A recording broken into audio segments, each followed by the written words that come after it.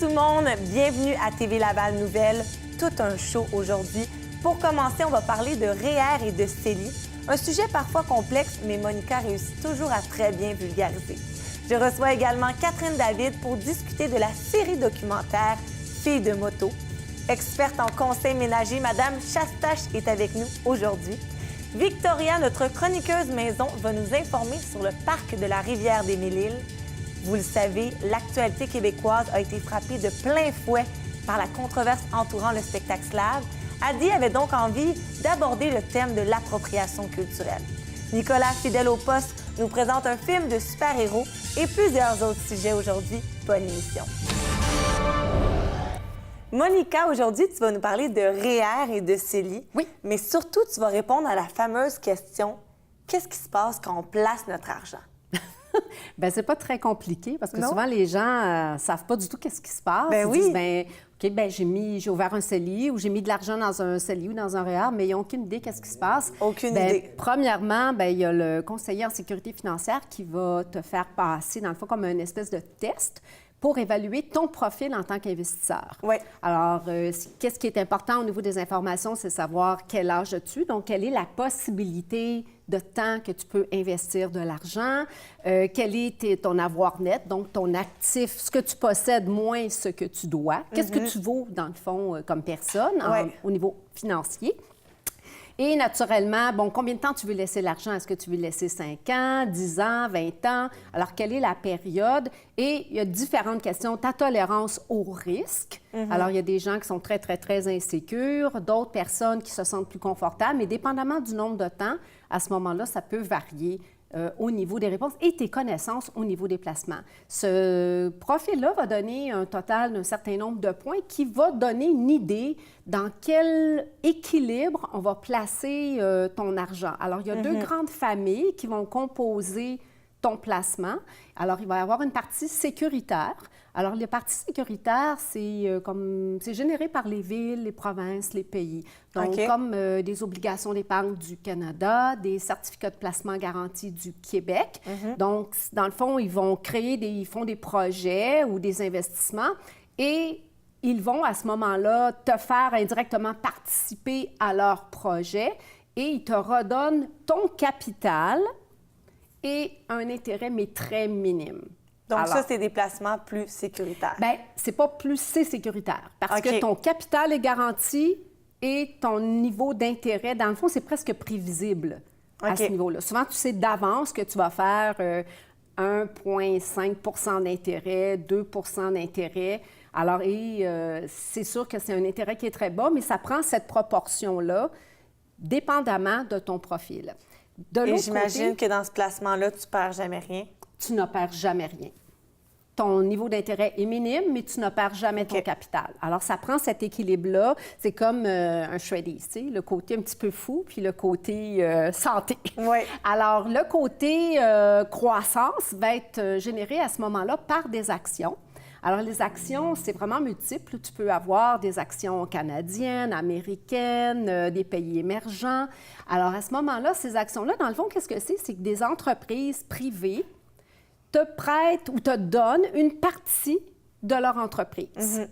Et ce qui fait qu'à ce moment-là, toi, tu vas pouvoir participer aux bénéfices de l'entreprise ou aux pertes. Mais sur un long terme, sur une multitude d'entreprises, tu n'es jamais perdant. Mais j'imagine, pour prendre des actions d'une entreprise, par exemple, comme Coca-Cola ou Dollarama, il faut avoir beaucoup d'argent ou pas nécessairement? Bien, le but, premièrement, ce n'est pas de prendre les actions d'une seule entreprise. Si tu prends, je ne sais pas moi, Bell Canada Enterprise, BCE, si l'action est 400 $, tu ne vas pas prendre 2 actions si tu as 1 000 $. Alors, c'est aucunement intelligent. Ce que tu fais, c'est que tu participes à un fonds. Un fonds, ça prend F-O-N-D-S. C'est un ensemble d'actions, un ensemble de produits sécuritaires qui vont correspondre à l'équilibre de ton profil. Alors, à ce moment-là, tu peux avoir... C'est comme un buffet. Alors, tu vas pouvoir goûter à plein, participer à plein d'entreprises qui, à ce moment-là, vont créer un équilibre. Et ça, c'est des spécialistes qui surveillent la recette, qui regardent, OK, oui, parce que nous, on ne peut pas choisir quelle action on veut prendre. On n'a pas les connaissances. Tu n'as pas assez d'argent pour faire ça. Aussi. Ça prend vraiment quelqu'un qui va dire, moi, je veux seulement des actions d'une telle entreprise. À ce moment-là, il faut avoir vraiment des moyens importants. Puis, c'est pas à conseiller. Pourquoi mettre tous tes œufs dans le même panier? Ouais. Quand tu peux avoir un grand échantillonnage et tu peux même avoir un échantillonnage à saveur plus technologique. Donc, ça peut être des entreprises technologiques, ça peut être des entreprises éco-responsables. Alors, tu peux J'imagine que tu y vas un peu avec les tendances du moment. Bien, ça dépend de toi, tu sais, à ce moment-là. Puis il faut regarder aussi la performance. Alors, normalement, un fonds modéré va générer sur une période de 5 ans entre 4 et 5 d'intérêt, ce qui est tout à fait... Alors, tu as l'équilibre entre la sécuritaire et la croissance. Donc, ça se peut qu'il y ait des mois, des années que les fonds peuvent monter très, très, très haut, 8 10 12 puis ça peut descendre aussi à moins 2, moins 4. C'est un risque à prendre. Mais c'est pas un risque. Non. Parce que si tu le fais correspondant à ton profil, à ce moment-là, en bout de ligne, tu vas avoir ta moyenne. C'est comme l'université. Tu sais, des fois, tu as des bons examens, tu as des moins bons, mais en bout de ligne, tu as passé ton bac. Oui, c'est exactement ça. Et là, quelle est la différence, vite, avant de conclure, entre le REER et le CELI? Bien, le REER, dans le fond, c'est un report de l'impôt. Alors, c'est un montant d'argent que tu soustrais de l'impôt. Alors, si tu fais, je sais pas moi, 35 000 et que tu prends 5 000 donc c'est comme si tu étais imposé sur 30 000 au lieu d'être imposé sur 5 000.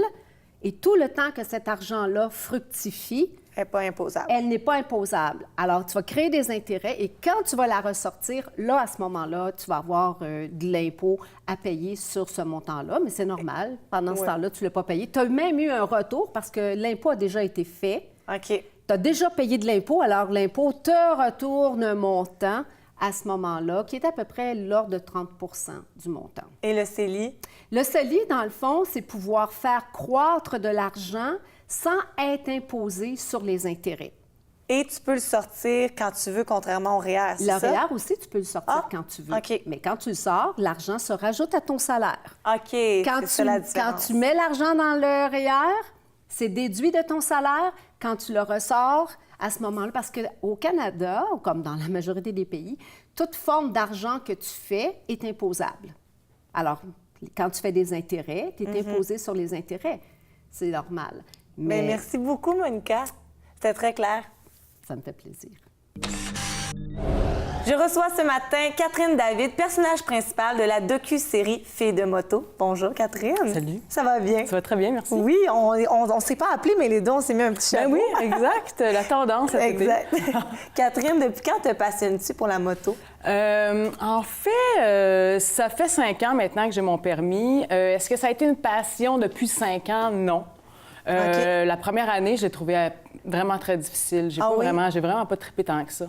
Qu'est-ce qui a fait que ça a changé? Bien, en fait, j'avais comme l'intuition, j'avais envie de le faire. J'étais backseat en arrière de mon chum à l'époque, puis la première fois qu'il m'a embarqué en arrière, tu sais, j'étais en amour avec lui. J'ai fait comme, c'est pas vrai. C'est pas vrai que si tu fais autant de motos que ça, que moi, je vais toujours être backseat en arrière. Ouais. J'ai voulu avoir ma propre moto. OK. Donc, je suis rentrée dans le processus puis tout ça, mais la première année, tu sais, c'est une année d'apprentissage. C'est les premiers vents, c'est les premières pluies, c'est les premières routes de gravier. Tu sais, c'est beaucoup de choses sur lesquelles il faut que tu t'adaptes et puis que tu t'apprennes à vivre avec ces éléments-là. Donc, la première année, j'étais comme, je pense que c'est pas pour moi, là, franchement. Puis, à un moment donné, mais écoute, quand la deuxième saison a commencé, je suis partie tout seule avec ma sœur. Et puis là, j'ai eu un coup de foudre. Puis là, ça m'a pas lâché depuis. Et là, il y a un documentaire, une série documentaire Filles de moto. Oui. Pourquoi un documentaire sur les filles de moto? Mais en fait, je pense que c'est un peu dans l'air du temps. En 2017, les femmes, ça a été difficile pour nous, avec tous les mouvements comme #MeToo puis tout ça. On a eu une grosse tribune, mais pas nécessairement positive. Effectivement. Donc, je pense qu'une émission comme Filles de moto, en fait, nous permet de pouvoir reprendre possession pas de nos moyens, mais de montrer, en fait, ce qu'on est de façon positive, qu'on est capable de se dépasser, de défier nos limites, qu'on est capable de faire, même d'œuvrer dans des sphères qui sont plus masculines. Exact.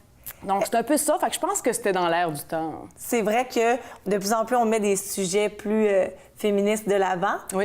Et en même temps, moi, je me demande, est-ce que c'est difficile de faire accepter l'image d'une femme qui fait de la moto? Ah, pas du tout. Non? Non. Tant mieux. Non, exact. On pourrait penser ça de prime abord, mais non, pas du tout. J'ai jamais eu de problème par rapport à ça. Au contraire, les gens sont contents qu'il y ait de plus en plus de femmes qui sont contents qu'on soit au volant de au guidon de nos propres motos.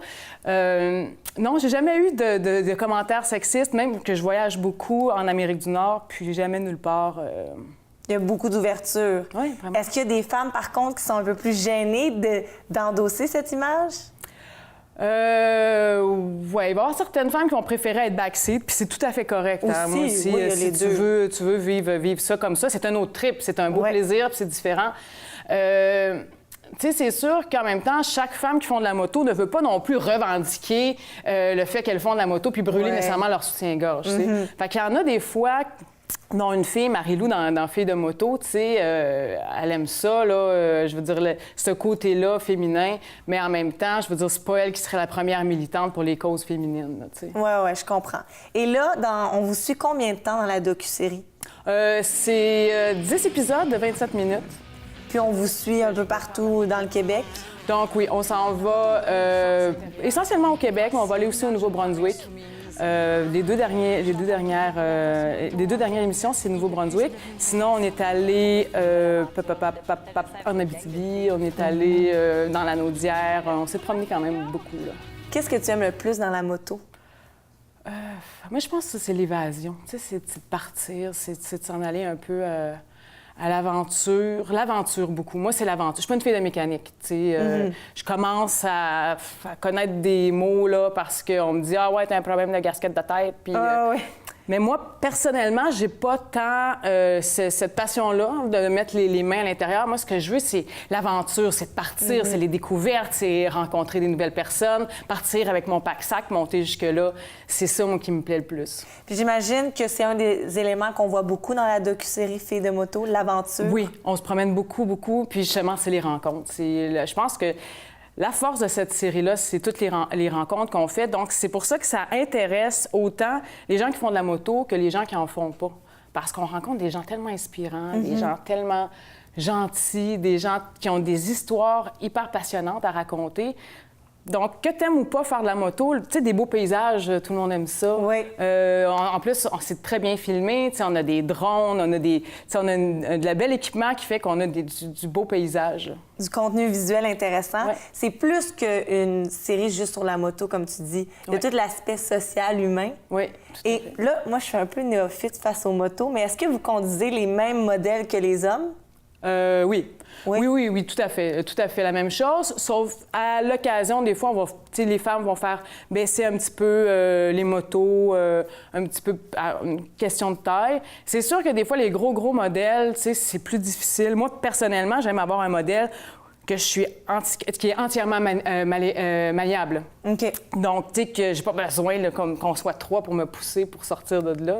Oui. Donc, tu sais, ça va être souvent une question de poids, mais on peut tous conduire la même chose parce qu'une fois que tu es sur la moto, c'est une question d'équilibre. Mais après ça, il y en a qui sont plus simples que d'autres à conduire ou qu'on va préférer, question d'auteur, de poids et tout ça. Oui.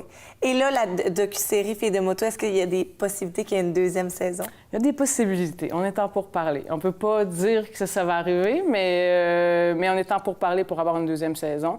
Puis une deuxième saison, on sortirait du Québec. Qu'est-ce que tu as trouvé le plus difficile dans cette nouvelle expérience? En fait, c'est de faire de la moto avec une équipe de tournage. Ben oui. Parce que, tu sais, généralement, moi, ce que j'aime de la moto, c'est de partir à l'aventure, être tout seul dans mon casque, tu sais, rouler le nombre de kilomètres que je veux, arrêter quand je veux, tu sais, mais il y a beaucoup de contraintes avec une équipe de tournage, donc c'est sûr que c'est un petit peu plus difficile. J'ai une adaptation, là, la première fois, puis je suis une fille assez impatiente. Fait que les premières fois, j'ai fait comme, OK, il va falloir que je m'adapte, là, parce que c'est ça. Ça sera pas à mon rythme, ça va être plus lent, il va falloir arrêter, recommencer, on va la refaire, repasser, puis là, il fait chaud, oui, il pleut, tu sais. Fait que c'est ça, c'est un peu les intempéries avec l'équipe de tournage. C'est sûr que ça fait... Une expérience unique. Une expérience unique. Et on invite les téléspectateurs à regarder la docu-série Filles de moto. Merci beaucoup. Oui, juste pause, qui est disponible maintenant sur tout.tv. Tout.tv, super, on aime ça. Sur tout.tv, Filles de moto. Je suis présentement avec Madame Chastache et Louise. Je vais t'avouer, ton sujet aujourd'hui m'interpelle beaucoup. Puis je suis persuadée que plusieurs téléspectateurs vont être intéressés aussi parce que nos vêtements, on les aime et souvent sont dispendieux, puis ils se tachent facilement. On veut les sauver. Ben oui! C'est sur le site de Mme Chastache, je dirais que 90 des demandes que je reçois, C'est par rapport à ça. Une gaffe à la maison, il vient d'arriver une tâche, qu'est-ce qu'on peut faire? Il y a tellement des trucs simples. Là, je vais te démontrer le truc le plus simple, OK. vraiment. Et c'est de saison, parce que, bon, on va manger des fraises, hein, Oui. les cerises. Et tu sais comment ça peut tacher, par exemple, ici, sur un tissu, tiens, on va faire une belle tache OK. de jus de fraise. Alors, vous voyez des taches de petits fruits comme ça, et même, ça va jusqu'à la betterave. Alors, betterave, l'hiver, souvent, on va en avoir des taches sur les nappes et Ouais. tout ça. Alors, ce qu'il faut faire, le tissu taché, ça peut être votre chemisier, ça peut être le T-shirt. Un on pantalon. le tend sur un bol, comme ça. OK. J'ai mis un élastique. Alors, vous voyez le beau tambour. Maintenant, on va enlever la pulpe quand même, parce que je ne fais pas disparaître la pulpe, je fais disparaître La la couleur. tache. Et comment la faire disparaître?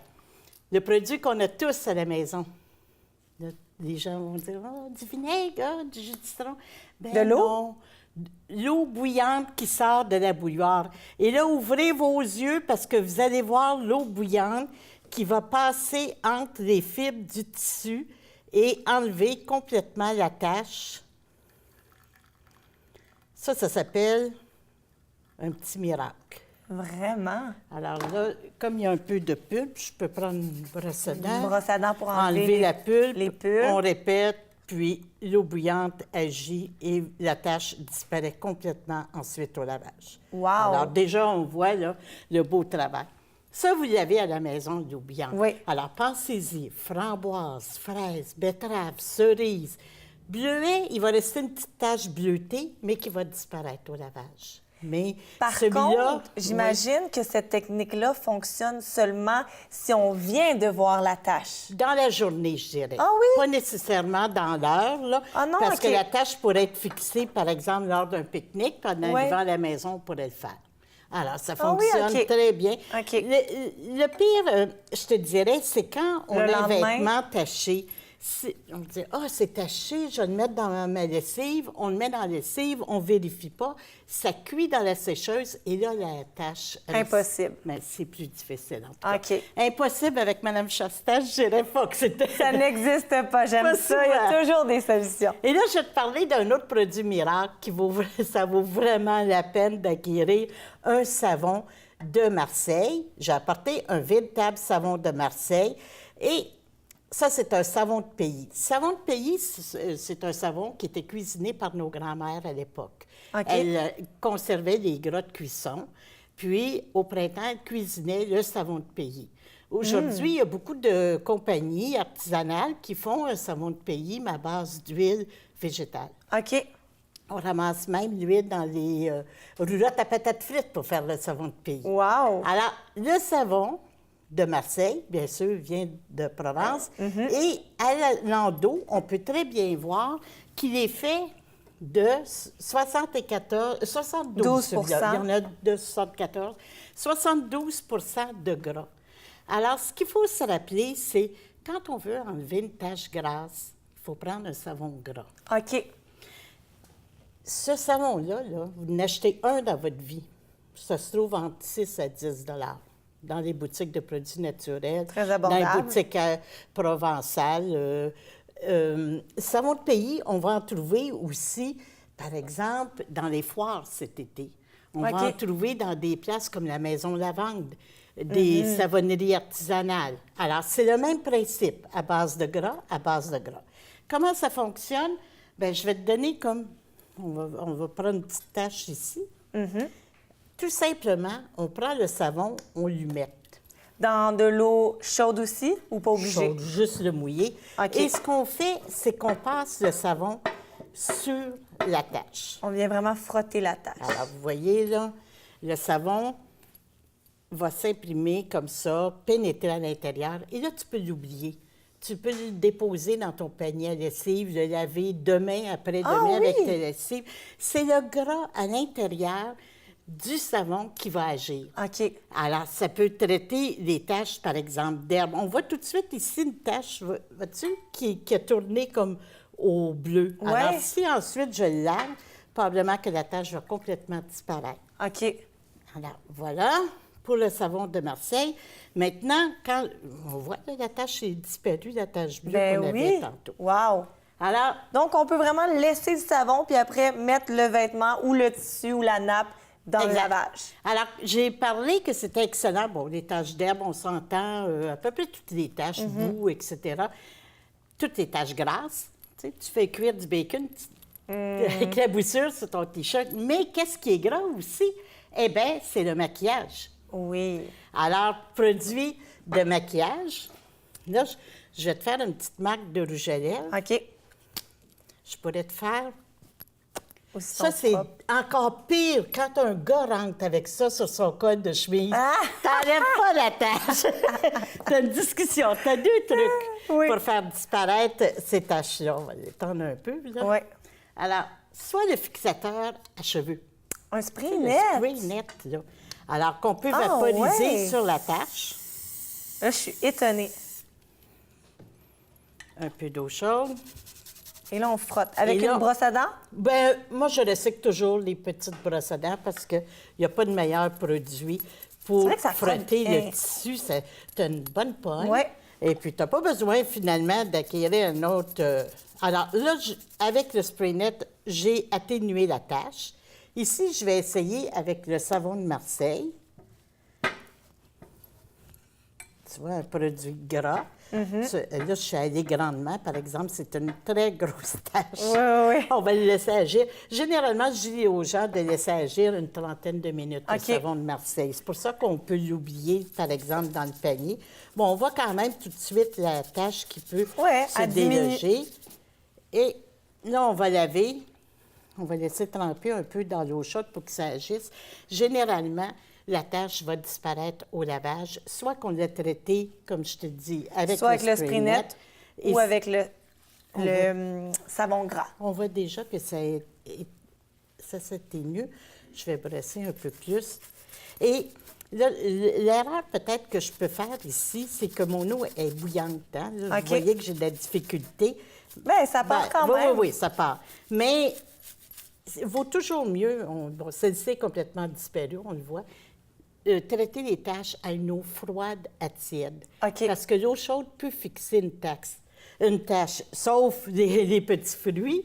Mais ici, l'eau étant chaude, mais on voit que c'est disparu quand Non, même. c'est vraiment Vous savez, des super conseils. Merci beaucoup, Madame Chastache. Notre pétillante chroniqueuse Victoria a une autre activité à nous proposer ce matin et c'est le parc de la rivière des Mille-Îles. Bonjour, Victoria. Salut. Moi, je suis déjà allée souvent. J'ai joué des games de volleyball, mais j'imagine qu'il y a d'autres activités. Oui, puis ben là, on va sortir du volleyball, on va aller sur l'eau aujourd'hui.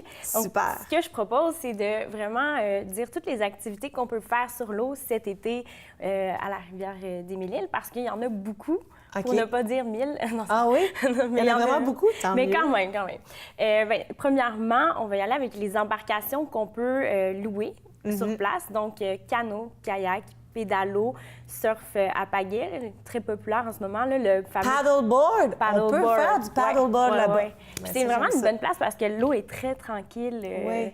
Donc, il n'y a pas trop de Moins de vagues, chances là. de tomber. Oui, c'est ça.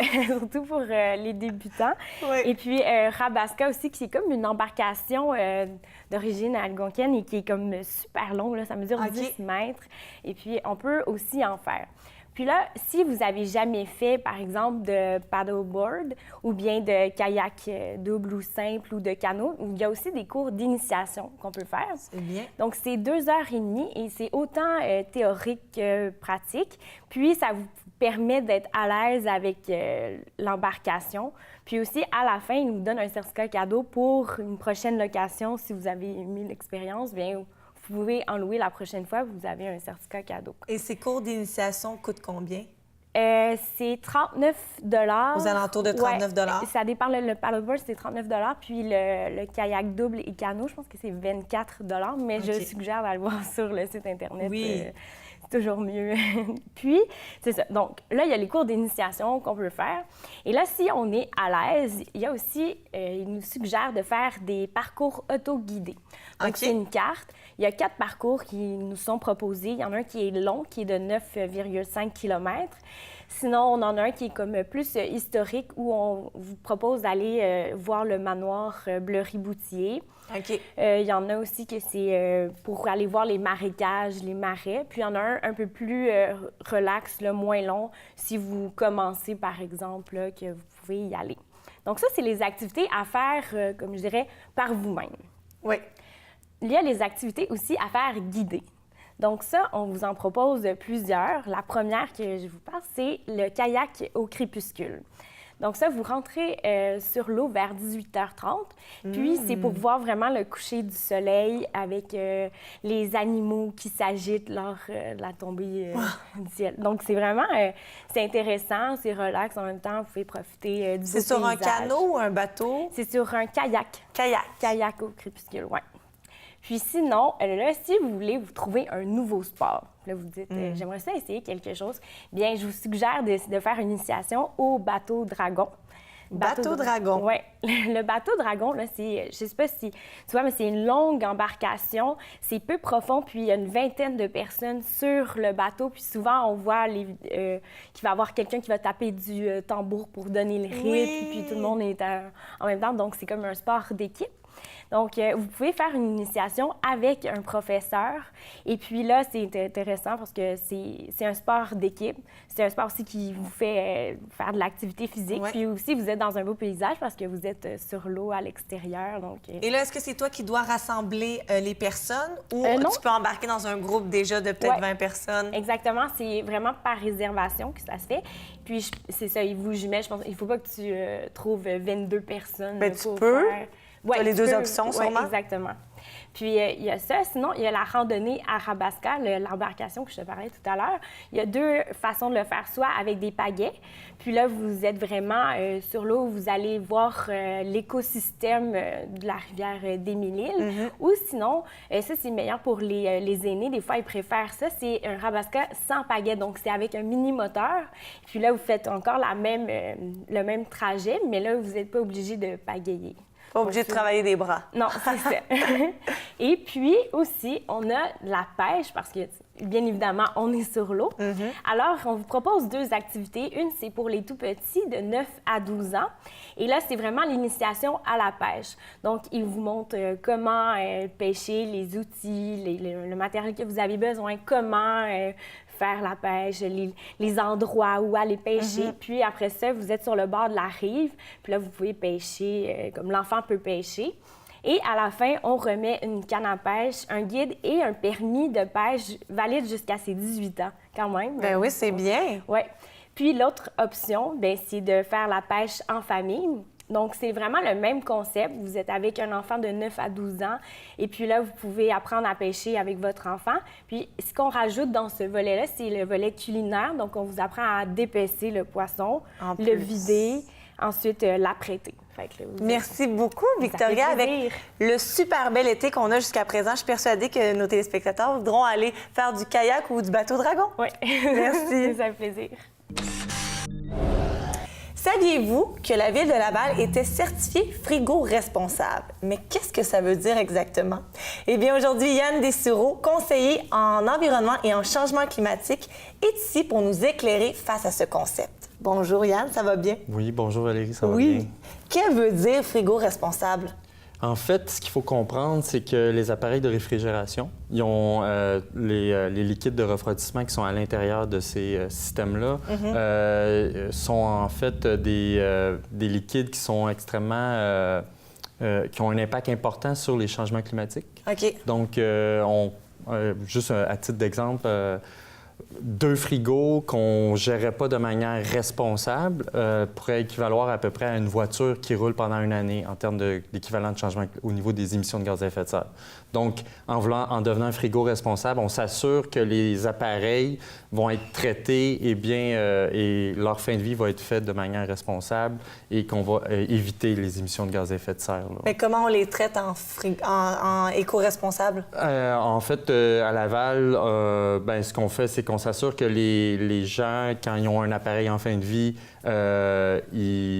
ils appellent la ville, on a le service. Donc, ils peuvent appeler au 311. Et là, on s'assure de prendre rendez-vous avec eux. Et en fait, il y a une journée de collecte tous les mercredis. Donc, les gens peuvent appeler au 311. Il y a même une vérification qui est faite avec eux. Et en appelant au 311 ou sur le site Web, ils ont toute l'information nécessaire pour voir comment s'assurer que les appareils comment ils doivent, eux, disposer des appareils là, au niveau de leur propriété. Là. On ne veut pas que ça aille dans la rue, parce que dans la rue, ça devient du domaine public. Et là, c'est là que des ferrailleurs ou un tiers peut le ramasser pour aller le vendre pour le métal. Mais là, on ne sait pas comment les refroidissements, les liquides de refroidissement vont être récupérés. Donc là, on ne pourra pas dire qu'on est responsable. Donc c'est là qu'il y a des impacts sur le changement climatique. Ça, tout à fait. Très bonne étudiante. Quels sont les appareils qui sont admissibles? En fait, évidemment, les frigos, les congélateurs de petite et grande taille, les celliers. La liste est exhaustive là, sur le site Web. Glacière électrique, compresseur, thermopompe.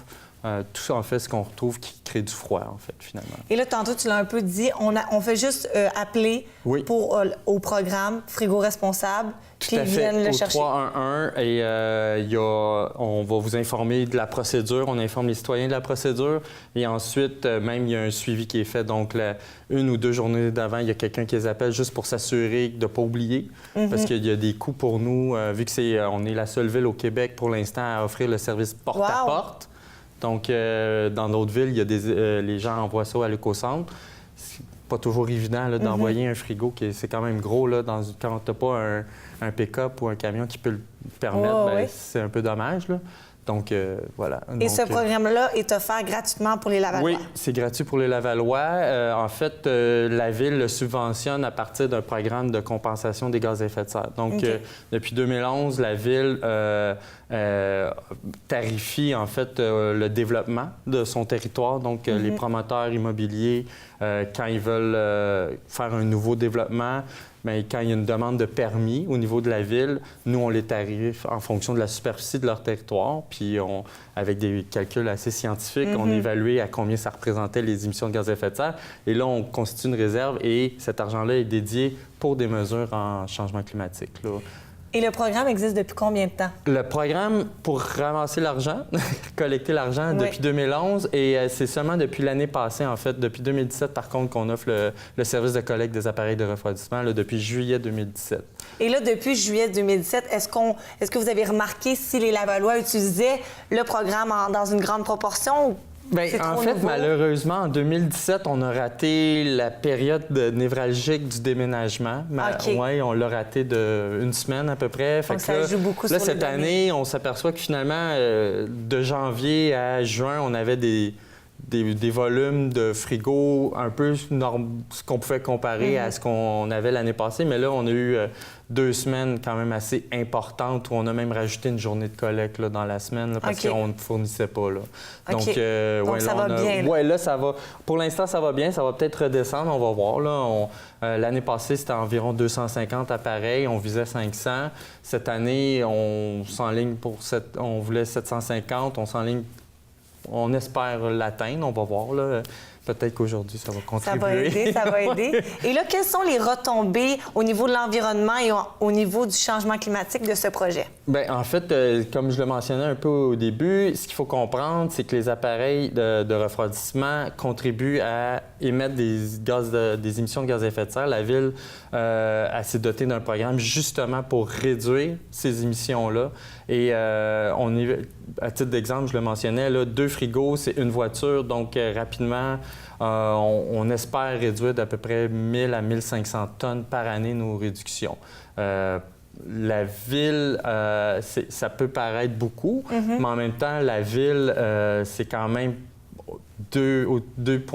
presque 2,2 millions de tonnes qui sont émises sur le territoire. On s'entend que c'est beaucoup en lien avec le transport des personnes et des marchandises. Bien, merci beaucoup, Yann Dessureau, et on encourage les gens à utiliser ce programme de frigo responsable. Merci à toi.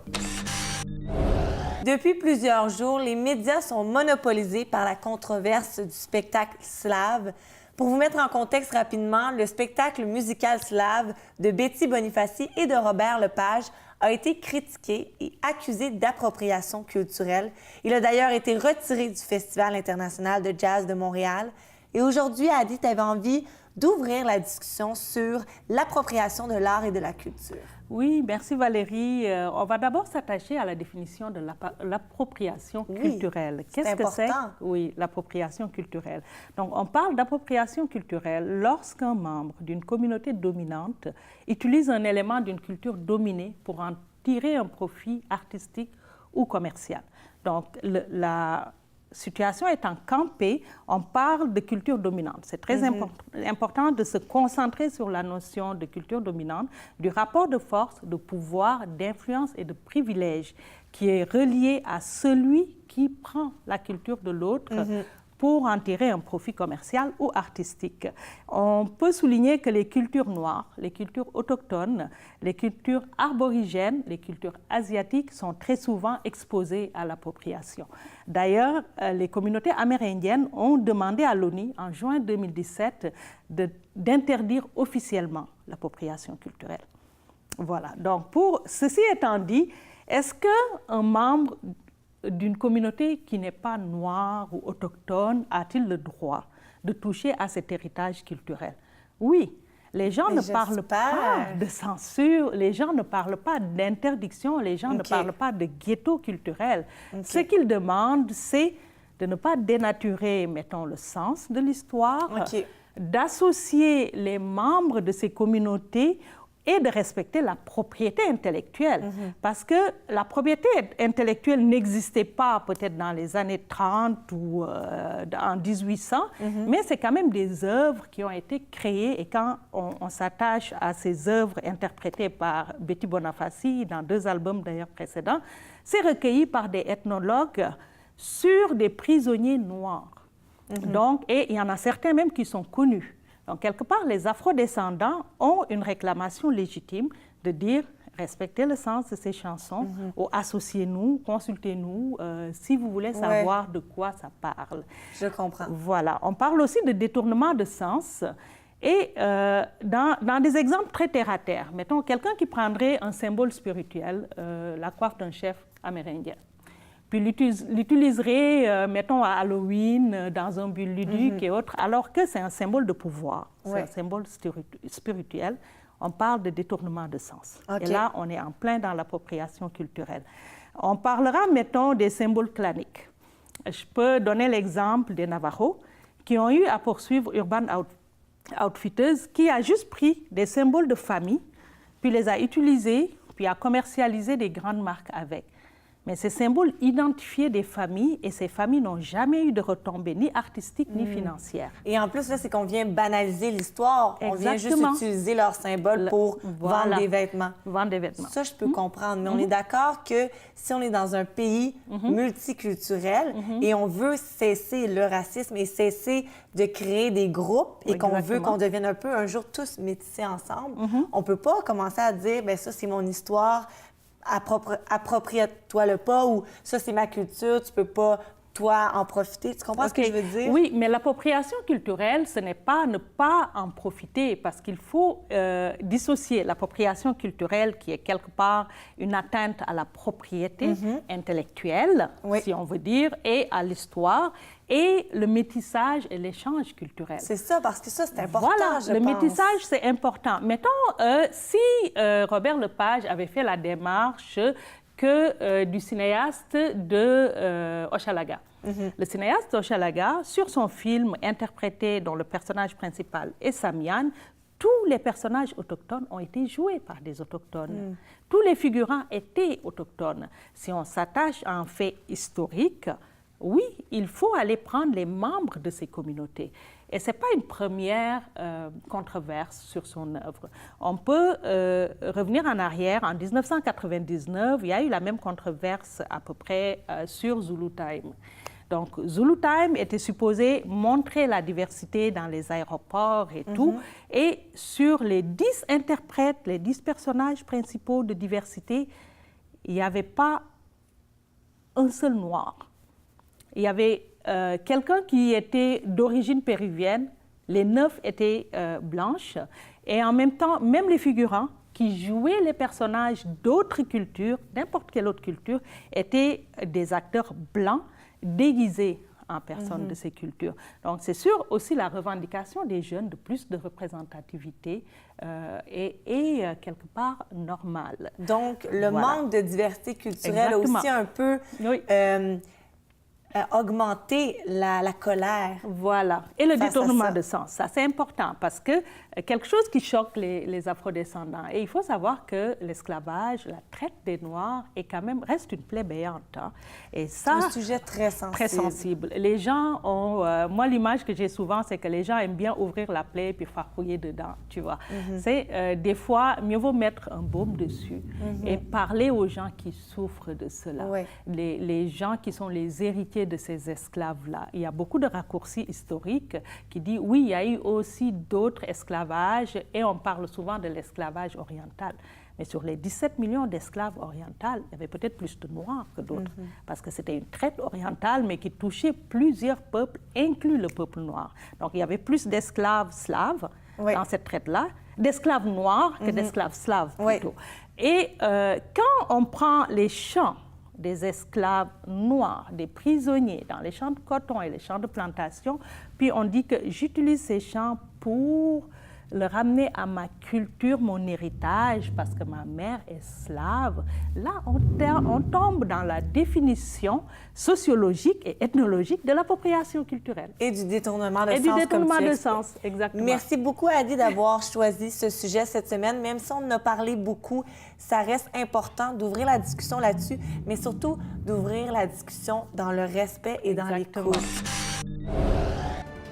Cette chronique sociopolitique est rendue possible grâce à Mme Monique Sauvé, députée libérale de la circonscription de Fabre, membre du bureau de l'Assemblée nationale du Québec.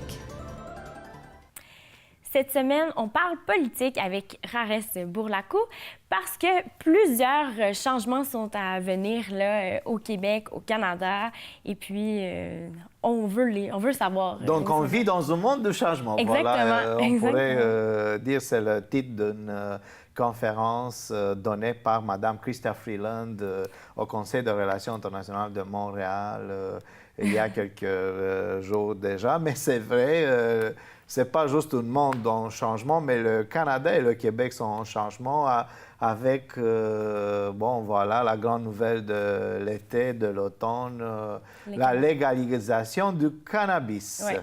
Finalement, on a une date, le 17 octobre. Oui, il faut rajouter le fait que c'était une promesse électorale du premier ministre Justin Trudeau. C'était une résolution des membres, des bénévoles, des militants du Parti libéral du Canada qui ont voté l'approbation de la légalisation de marijuana. Alors, le premier ministre n'avait pas le choix. Il faut aussi avouer que c'était une certaine négociation, des fois très dure, entre le gouvernement fédéral et différents gouvernements sur le palier provincial également. Mais c'est pas juste les négociations aussi, c'est la préparation qu'on doit avoir quand on... Plutôt, exactement. On a eu une ministre qui a fait tout un travail. Madame Charlebois, Lucie Charlebois, ministre déléguée au service, aux santé puis aux services sociaux.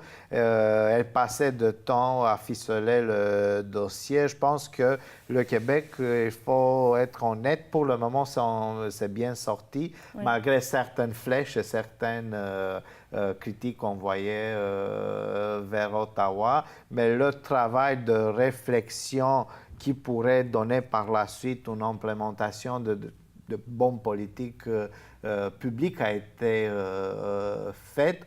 J'en suis sûr que pour les premières phases, à partir de la date prévue, ça va très bien se dérouler. J'espère. Est-ce que vous pensez qu'il va y avoir des changements au niveau de la société par rapport à justement cette légalisation-là? Je ne pense pas qu'il va y avoir un impact massif.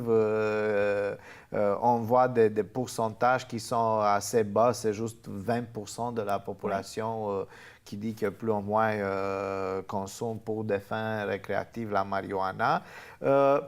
Je pense que ça donne un signal, puis je regarde aussi les médias étrangers pour dire qu'au moins le Canada, il est à l'avant-garde avec ce type de proposition de politique. Donc, le pays est perçu un petit peu comme étant, comme faisant partie d'un club de plus en plus réduit avec le populisme qui l'entoure, où la liberté est vraiment considérée encore comme une valeur. Est-ce que je pense que c'est ce que la société avait besoin en ce moment? Je suis plutôt penché à vous dire non. Mais le fait que la population a voté pour cela, puis les politiciens, ils ont amené à but cette proposition, il faut respecter. Puis il faut s'adapter, on n'a pas le choix. Oui, c'est ça. Il va falloir qu'on suive les règles. Il va y avoir des règles très strictes, même ici au Québec. J'avais noté une certaine approche tout à fait différente qu'on a ici au Québec par rapport à ce qu'on a dans le Canada, à l'extérieur donc de la province. Ici, est toujours géré par le gouvernement, comme Société d'alcool du Québec, tandis que dans les autres provinces, c'est encore plus libre, géré par des entités, des organisations privées. Donc, nous, on est encore très à gauche, si vous me permettez, par rapport aux autres qui sont un petit peu plus à droite. Oui. Sous un autre registre, la CAQ à Laval, en ce moment, a choisi Christine Mitton pour représenter Laval des Rapides. Effectivement. C'est une ancienne présidente de Commission scolaire de Montréal. Scolaire. Il ne faut pas... il faut reconnaître, donc, l'équipe qui s'en occupe de recrutement fait un job assez discret pour le compte du chef François Legault. Ils ont des candidats qui jouissent d'un certain appui dans la population. Maintenant, il faut voir effectivement si les citoyens du Québec, dans son grand ensemble, vont exprimer leur désir d'une continuation d'un gouvernement libéral ou bien d'un changement d'administration. La question la plus importante, c'est encore une fois contrer ce cynisme dont nous avons parlé déjà, pour montrer qu'on a des candidats, peu importe l'allégeance politique, il faut donner un mandat politique avec du respect envers le citoyen pour présenter des gens honnêtes, des gens compétents, qui peuvent gérer des dossiers sensibles et puis qu'ils ont une certaine connaissance. Nicolas, un film de Marvel aujourd'hui. Encore? Ant-Man et la guêpe. Oui. Un drôle de nom quand même, Ant-Man et la guêpe. Là, quand je dis le titre à des gens qui n'ont jamais entendu parler de ça, ils me demandent, c'est une joke, là? C'est vraiment un film comme L'homme fourmi et la guêpe? Ben voyons donc. Mais on dirait un film pour enfants? On dirait un film pour enfants. Et je pense qu'en 2015, quand le premier est sorti, ceux qui n'étaient pas familiers avec les bandes dessinées pensaient peut-être que c'était une blague. Mais non, et finalement, c'est la force de Marvel, sortir des films avec des personnages qu'on n'a jamais entendu parler et en faire des énormes succès. Guardians of the Galaxy, c'était la même chose. Personne ne savait qu'est-ce que c'était. Finalement, c'est un gros succès de Marvel. Oui. Et pour celui-là, Ant-Man et la guêpe, je pense, moi, j'avais beaucoup d'attentes en tout cas, parce que si on se rappelle, le dernier Avengers, Mettons, il y a beaucoup de questions, il y a beaucoup de choses qui restent à savoir à propos de... Je n'embarquerai pas dans les détails, là. Oui, mais... Et finalement, tout ce que je pouvais m'imaginer sur ce film-là et tout ce que j'ai lu sur toutes sortes de théories, bien, finalement, ça tombe un peu à l'eau. Ant-Man et la guêpe, c'est un film, c'est un bon divertissement. Je pense que c'est un film de Marvel qu'on va oublier facilement. On s'entend, c'est quand même le 20e film de Marvel en 10 ans. Ça fait que si on se... Tu sais, dans 10 ans d'ici, il va y en avoir 20 autres. Donc, sur les 40 futurs films, je pense que c'est un des films qu'on va oublier le plus facilement. Pas parce que c'est mauvais. Le film est bon, l'action est bonne, les acteurs sont... Paul Rudd est excellent dans son rôle. Mais c'est une histoire à petite échelle. Le but, c'est pas de sauver l'univers ou je sais pas quoi. C'est juste que là, tout le monde court après un laboratoire et qui peut être miniaturisé parce que, bon, encore une fois, c'est le film Ant-Man, donc tout peut être miniaturisé. Et c'est très simple. C'est bon pour ce que c'est. Mettons, ça me fait un peu penser à... Je sais pas si tu as regardé la série Breaking Bad. Non, mais j'en ai entendu beaucoup parler. C'est une série excellente, mais dans cette série-là, il y a un épisode où Walter White, il passe l'épisode au complet à essayer de tuer une mouche qui est dans son laboratoire et ça peut contaminer toute la drogue qu'il est en train de faire. Donc, ça n'a pas d'importance. Tout ce qui s'est passé avant dans les saisons, cette émission-là, c'était vraiment il faut tuer la mouche. Et ça ressemble un petit peu à ça par rapport à Ant-Man. On le prend pour ce que c'est. Oui, il y a une petite continuité de l'univers Marvel, mais c'est pas tant. Pas tant. Il y a certaines choses, oui, on apprend, on a des informations qui peuvent nous laisser présumer toutes sortes de scénarios incroyables pour ce qui est d'avenir, mais je pense qu'il faut apprendre à laisser tous nos scénarios qu'on se fait de côté par rapport à Marvel parce que finalement, c'est toujours ce qu'il y a de plus simple qu'ils font finalement. Donc, ça, c'est un peu décevant à ce niveau-là. Et là, bon, c'est un film de super-héros, donc il y a de l'action. C'est un peu aussi un film de science-fiction. Est-ce que c'est quand même comique dans l'ensemble ou... Oui, c'est comique. Ant-Man, Peyton Reed, le réalisateur, c'est un réalisateur de comédie. Il a fait Yes Man, entre autres, avec Jim Carrey en 2008. Donc, c'est le même réalisateur que le premier. Et oui, la comédie, l'action est très similaire. Il y a de l'humour aussi. Est-ce que c'est aussi drôle que Thor Ragnarok? Non, parce que Thor Ragnarok, c'est vraiment particulier.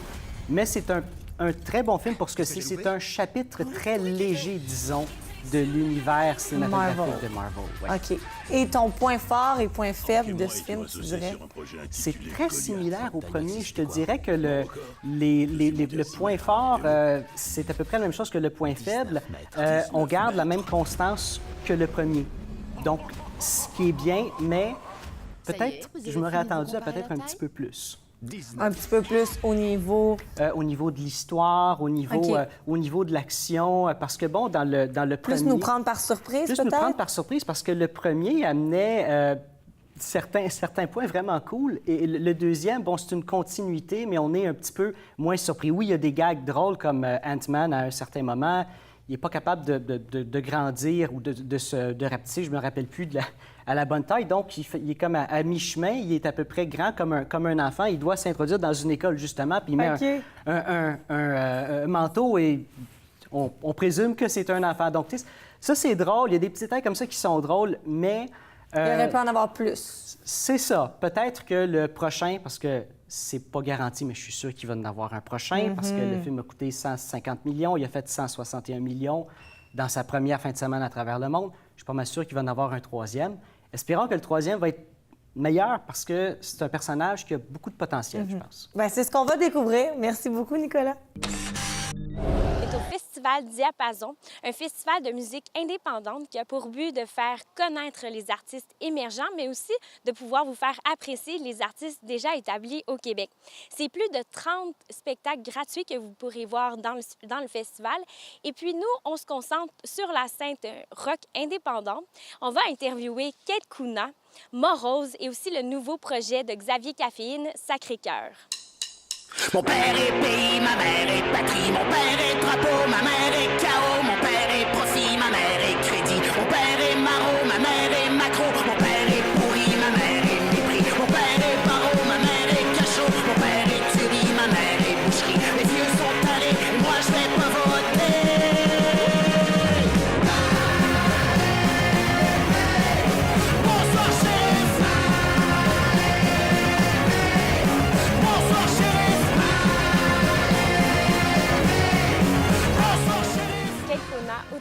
compositeur-interprète avec ses paroles mélodieuses, son rythme des fois punk rock et aussi sa voix bien à lui. Vient de sortir tout juste son album Bonsoir Shérif, à tangente assez punk rock. Pourquoi avoir pris cette tangente plus rock? En fait, je pense que c'était un peu dans l'air du temps, au niveau de l'actualité. Il y avait beaucoup... j'avais envie de faire un album qui était plus porté vers... moins vers moi, plus vers l'extérieur, plus en réaction un peu au climat ambiant, là, politico, attentats, opinions, etc. Donc, puis en même temps, je sortais d'un an et demi avec les Goules. Donc, j'avais besoin encore de rester un peu dans l'esprit un peu très rock. Puis moi, justement, puis un peu de nostalgie du vieux punk des années 80, là, les Béruriers Noirs, etc. Donc. Puis, comme tu viens de mentionner, tu as des paroles un peu plus engagées dans ton album. Est-ce que c'est pour passer un message ou plutôt par colère envers la société, comme par exemple la pièce Bonsoir Shérif ou Les Vaches? Je pense que c'est plus par colère que pour passer un message. En fait, ouais, c'est ça. Je pense que j'étais pas mal intoxiqué par tout ce qui se passait. Puis, oui, la musique, c'est un vecteur pour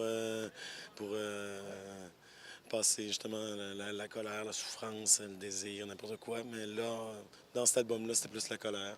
J'ai une belle voix, hein? J'ai une belle voix hier. On a donné 2 shows à Trois-Rivières, puis on a poussé, oui. Ça fait une voix un peu radiophonique, là, dans les basses. Oui, ça dépend pour qui. Puis, justement, comme on vient de dire, on parlait des Les Vaches, cette chanson-là. C'est qui, Les Vaches? En fait, les vaches, c'est les policiers, en fait. Mais en même temps, c'est comme dans la tourne de Brassens. Okay. Je pense que c'est plus ou moins employé encore. En France, voilà les vaches et voilà les flics. Mais en même temps, c'est les flics aussi, toutes les flics de Monsieur Tout-le-Monde ou les flics... qui font l'autorité. Oui, l'autorité, puis il y a beaucoup de liens avec les chroniqueurs ou on a une belle radio, nous autres, à Québec aussi. Fait que, tu sais, c'est tout en lien avec ça. Peut-être la police des opinions, police de la pensée, mais les flics en général. Puis c'est ça, oui. Puis là... C'est surtout que ça sonnait bien. Les vaches. Voilà les vaches, c'est fun. C'est bon. Puis, tu sais, comme justement, tu es dans Les Goules qui a repris en 2016. Puis là, c'est quoi qui différencie le chanteur Keith Kuna dans Les Goules puis celui dans son projet solo? Bien, c'est plus personnel. Je suis plus... habituellement, j'ai beaucoup de tunes peut-être pas dans le dernier disque, mais c'est très jeune, tu sais, donc c'est plus proche de moi. Puis même dans le dernier album, c'est une position personnelle. Les Goules, c'est pas mal plus... beaucoup plus personnage, je dirais, ouais. Puis il y a des trucs que je me permets avec les Goules, beaucoup de côté narratif, histoire, que je fais pas trop. Ouais, c'est ça, pogner des personnages puis broder autour. Je fais moins ça un peu avec mon projet solo. Donc, c'est pas pire, je peux faire... quand j'ai le goût de raconter des... quand j'ai le goût d'aller ailleurs, je vais avec les Goules, puis... Puis, tu sais, comme justement, t'as beaucoup de chansons qu'on peut slammer dessus, puis t'en as d'autres qu'on peut pleurer dessus. Est-ce que ça représente un peu ta personnalité? Oui, je pense que oui. Je pense que j'aime bien les deux, là. J'aime bien... Oui, j'aime l'énergie, j'aime que ça bouge, mais aussi... J'aime aussi le côté plus apaisé, plus mélancolique, etc. Ouais. Donc, ouais, je dois avoir une bonne dose d'énergie puis une bonne dose de mélancolie. C'est vraiment représentatif, dans le fond, Keith Kuna, de toi. Tu sais, ton album, ton projet solo. Tu sais, là, c'est sûr que pour le dernier disque, j'avais plus envie de me concentrer sur des pièces énergiques. J'avais le goût d'un album qui soit assez expéditif. Mais c'est ça, j'ai pas mis un trait sur le côté plus balade ou plus mélancolique. Bien, merci beaucoup pour l'entrevue. C'est fort agréable. Puis, on suit encore ton album qui est sorti en fin 2017, Bonsoir Shérif, qui est très bon. Écoutez-le. Merci. son shérif. En direct du festival Diapason, c'était Victoria Savoie pour MaTV Laval. N'oubliez pas que tous les dimanches matin à 9h30, c'est votre bingo TV Laval. 3 500 $ en lot, 2 500 $ la carte pleine. Le dimanche matin, c'est bingo. Et moi, je vous souhaite une excellente journée et profitez de cette belle été.